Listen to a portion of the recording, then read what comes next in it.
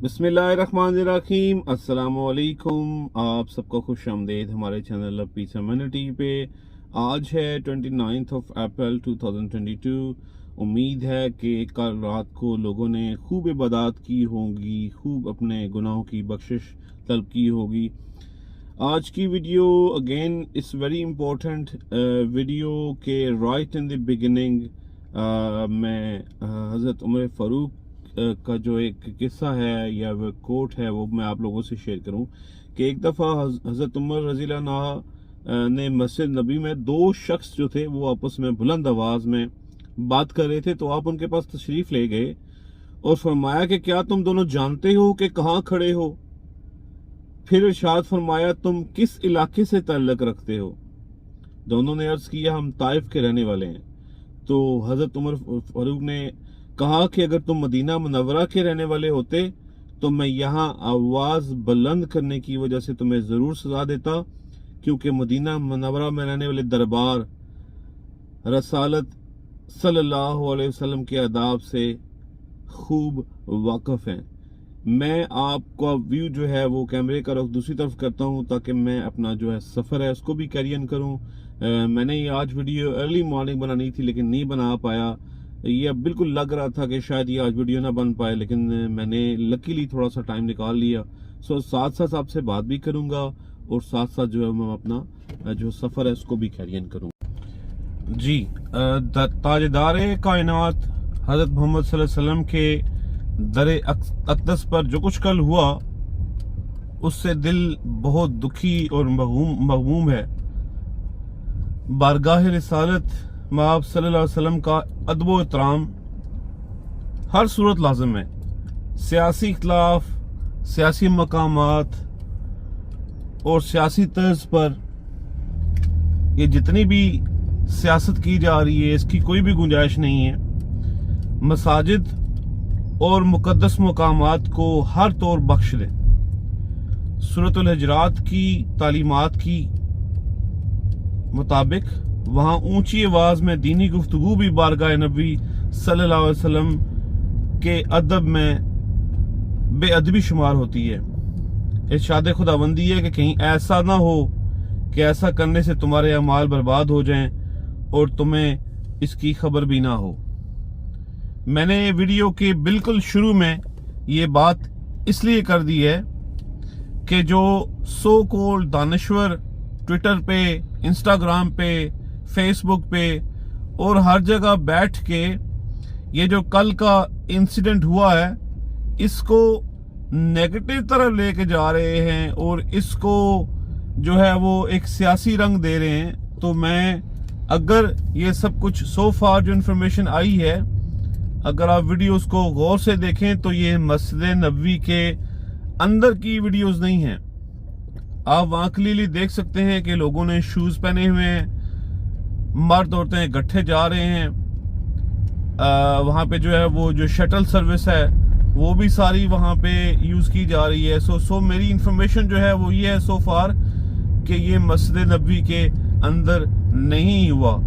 सो अगर उसके बाद कोई वीडियोस आई हैं जिसमें मस्जिद नबवी के अंदर कुछ इस तरह की चीज हुई है तो मैं उसकी पुरजोर मजम्मत करता हूं। और हम लोगों में अखलाकी जरूरत होनी चाहिए कि हम सही को सही और गलत को गलत कह सकें। बेशक चाहे वो आपकी सियासी जमात से उसका ताल्लुक हो, कोई भी उसका जो रिलेशन बनता है, लेकिन आप अगर कोई चीज गलत हुई है तो उसको कंडेम जरूर करें। सो अगर कहीं भी मस्जिद नबवी का या कहीं भी और जो है वो उसकी बेहुरमती की गई है तो मैं उसकी पुरजोर मजम्मत करता हूँ। ये मेरा अखलाकी फर्ज भी बनता है कि मैं सामने आऊँ। उसके बाद जो लोग लिसनर्स हैं, फॉलोअर्स हैं, वो भी ऐसे मौकों पे एक्सपेक्ट कर रहे होते हैं कि हमारी राय जाए। सो मैं अपनी जो राय है वो जरूर दूंगा कि अगर ऐसा हुआ है कि मस्जिद नबवी के अंदर उनको जो है वो ऐसा किया गया है, बुलंद आवाज में नारे लगाए गए हैं, उनको चोर, शहबाज शरीफ को चोर, डाकू, लुटेरा, गद्दार कहा गया है, तो वहां पे ऐसा सब कुछ कहना ठीक नहीं था। मैं इसकी मजम्मत करता हूं। ये एक पॉइंट क्लियर हो गया। उसके बाद में आप जितने पाकिस्तानी दुनिया के किसी कोने में भी हैं, मैं आपको मुबारकबाद पेश करता हूं कि 96 का, फिर 87 का, फिर 73 अफराद का जो सरकारी दौरे पे उम्रा होना था, वो पहुंचते पहुंचते 17 या 13 लोगों पे आके जो है वो मुनसर हुई तो हो गया, वो मुख्तसर हो गया।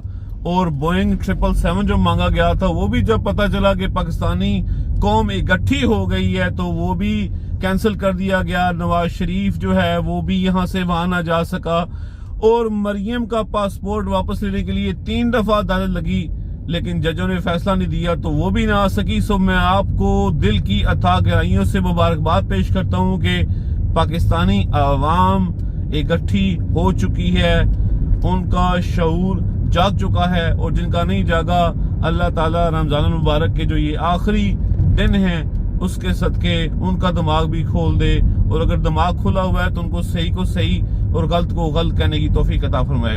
एक ही चीज होगी, शहबाज शरीफ जो उम्रा करने के लिए गया है, क्वेश्चन यहाँ पे ये रेज होता है कि वो इससे कुछ साल पहले तक क्यों उम्रा करने क्यों नहीं गया और आज क्यों उम्रा करने गया है। सो 2 रीजन है उसके उम्रा पे जाने के। एक तो उसने जो 3 अरब 20 करोड़ का रफली जो उसने पैकेज मंजूर करवाना है, वो पैकेज मंजूर करवाने गया है वो सऊदी गवर्नमेंट से, और दूसरे नंबर पे वो उम्रा भी करने गया है। और यहाँ पे जिस चीज की मुझे बहुत ज्यादा तकलीफ हुई है, हर पाकिस्तानी को तकलीफ होगी, कि शहबाज शरीफ ने जो दारुल अमान रॉयल जो उन्होंने वो होटल बुक किया है 8वां फ्लोर, उस पे उन्होंने 21 कमरे लिए हैं जो VVIP कमरे हैं, और उसमें बड़ा क्लियरली कहा गया है कि वैसे जो शरीफ बरादरान हैं इनके मुतल्लिक मशहूर ये है कि ये जब भी जाते हैं तो ये पाकिस्तानी को अलाउ नहीं करते कि इनके जो वहाँ पे जो खिदमत गुजार हैं या जो उनको सर्विस देंगे वो पाकिस्तानी ना हो। इनकी हर वक्त कोशिश होती है, लेकिन इस दफा बड़ी क्लियरली एहकामात आए हैं कि जो इनका 8th फ्लोर है जहाँ पे इन्होंने ये जो कमरे बुक किए हैं अपनी रिहाइश के दौरान सऊदीया में, वहाँ पे इंडियन जा सकते हैं, मिस्री जा सकते हैं, श्रीलंकन जा सकते हैं, अरबी जा सकते हैं, लेकिन उस एरिया में, उस पूरे एरिया में यानी 8th फ्लोर पे किसी पाकिस्तानी का दाखिला ममनू है। और उनके जो रीजन समझ आते हैं वो ये है कि जाहिर सी बात है वो डिक करेंगे ये कौन है, उनकी जुबान समझते हैं, ये सारा कुछ।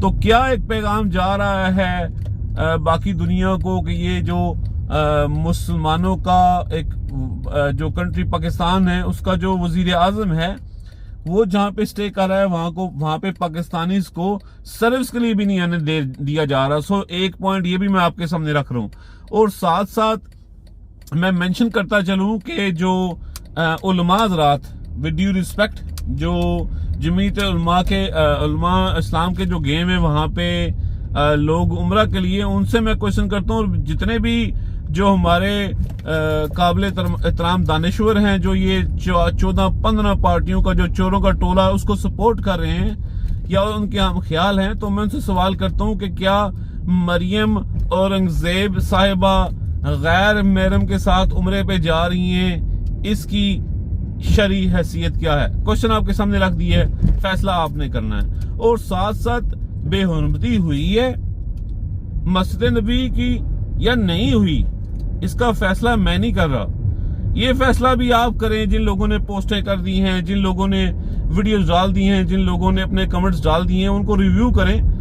मैंने इसीलिए बिगिनिंग में मजम्मत इसलिए कर दी कि अगर हुई है तो वो सही नहीं है, मैं उसकी मजम्मत करता हूँ। साथ साथ आपको मैं थोड़ा सा आगे लेके चलता हूँ कि अगर देखें हरम शरीफ में 2 लोग थे जो पालतू थे मुस्लिम लीग नून के, उन्होंने 2019 में इमरान खान पे आवाजें कसी थी, ठीक है, और उसमें मलक नदीम हैदर ने कहा था कि सदका चोर ज़ुकात चोर के नारे न्याजी के पीछे मक्के तक पहुंच गए, ये नारा उसने लगाया था और ये ट्विटर पे है, ये आप बाकायदा रिसर्च कर सकते हैं।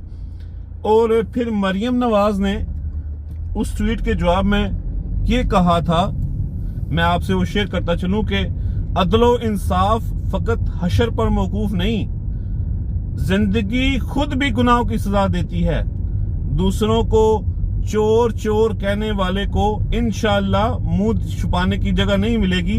यही निजाम कुदरत है। अल्लाह मेरी तौबा। ये उस वक्त मरियम नवाज ने 31 मई 2019 को उस ट्वीट का जवाब दिया था। और यहाँ पे एक और ट्वीट भी है, सफीना खान जो इनकी एक और जो है वो पेड इनकी वॉलंटियर है, सॉरी पेड इनकी जो सपोर्टर है, उसने कहा था मुकाफाते अमल, खाना काबा के अंदर एक शख्स का इमरान खान पर आवाज लगाना, न्याजी तुझे अल्लाह हिदायत देगा, झूठ बोलते हो अल्लाह तुझे हिदायत दे, जैसी करनी वैसी भरनी, सच है कि मैं कुछ अमाल का हिसाब इसी दुनिया में देना पड़ता है, अल्लाह हम सबको हिदायत दे, आमीन।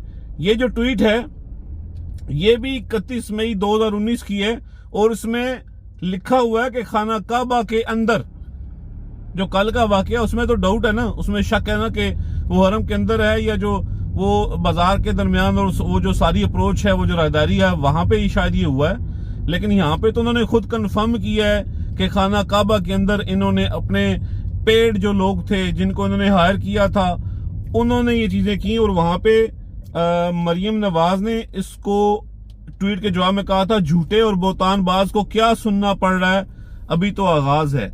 तो इन लोगों ने तो प्लान करके ये सारा कुछ किया था। और जो कल का हुआ है वो कोई पीटीआई के लोग नहीं थे, ये लोग जाग चुके हैं। पाकिस्तानी अवाम जहां जहां पे है वो जाग चुकी है। ये जो लाखों के मजमे आपको लाहौर में नजर आए, कराची में नजर आए, पेशावर में नजर आए, हर जगह नजर आ रहे हैं, ये बनियानियों के लालच में नहीं आए। ये जब शहबाज शरीफ ने कहा कि बेगर्स आर नॉट चूजर्स, और फिर जब इमरान खान ने कहा कि कोई रह तो नहीं गया, तो आवाम का जो शऊर था, आवाम का जो ज़मीर था वो जागा। उन्होंने कहा कि ये कौन बंदा है कि जो अकेला खड़ा हो गया है, और ये कौन बंदा है कि जिसको 14-15 डिफरेंट पेड और बाहर से पैसा खाने वाली जो पार्टियां हैं वो शुरू हो गई हैं गिराने के लिए। कौन शख्स है? ये इमरान खान है। इमरान खान अल्लाह ताला की एक बड़ी नेमत है जिसकी हमें कदर करनी चाहिए। इमरान खान साहब ने कल अपने खिताब में कहा कि कौम दुआ करे कि हम अपनी आजादी की राह में हायल जंजीरें तोड़ सकें, आमीन। और फिर उन्होंने कहा जी कि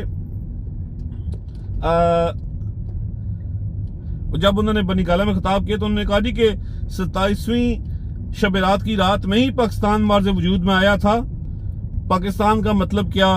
ला इलाहा इल्लल्लाह। सो मैं वीडियो के आखिर में फैसला आप लोगों पे छोड़ के जाता हूं कि क्या आप उस शख्स की तकलीद करना चाहेंगे कि जो इया का नाबुदू व इया का नस्ताइन से बात शुरू करता है, और जिसने नामूसे रिसालत पर पहरा दिया है, और जिसने इस्लामोफोबिया के खिलाफ पूरी दुनिया में पाकिस्तान का नाम बुलंद किया?